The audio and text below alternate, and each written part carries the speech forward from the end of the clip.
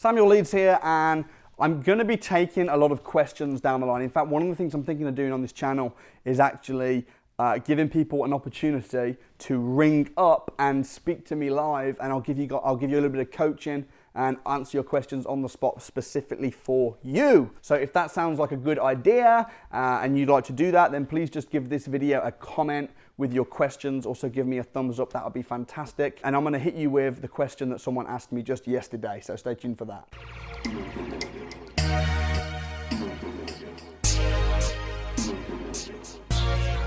So the latest question that I've had, and this was actually not on the YouTube comment, this was on the Facebook group that we have. If you're not part of the Facebook group, you can get on it. Just put in Facebook Property Investors with Samuel Leeds. But the question was, and I get this a lot, and that's why I'm going to answer this right now. The question was, what advice would you give to a 19 to 22-year-old aspiring property investor? My advice is this. 1, stop referring to yourself as a 19 to 22-year-old. 2, stop referring to yourself as aspiring property investor and just get on with it as a professional property investor. And why did I say that?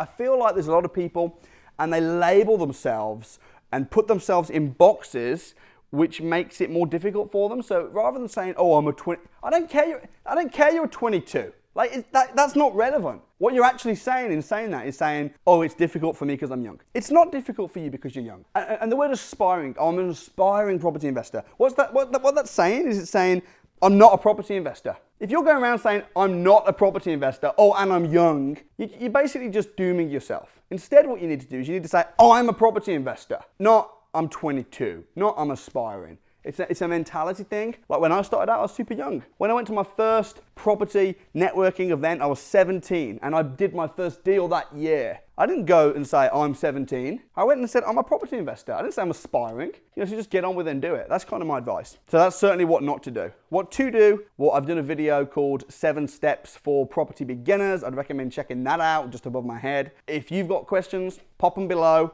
I'll do my best to answer them. If I really like the question, we could maybe set up a call or something and we'll film it. See you next time. Subscribe. God bless you. Thank you so much for watching. If you benefited from that video, please do share it with your family and friends. For more videos like it, you can watch right here.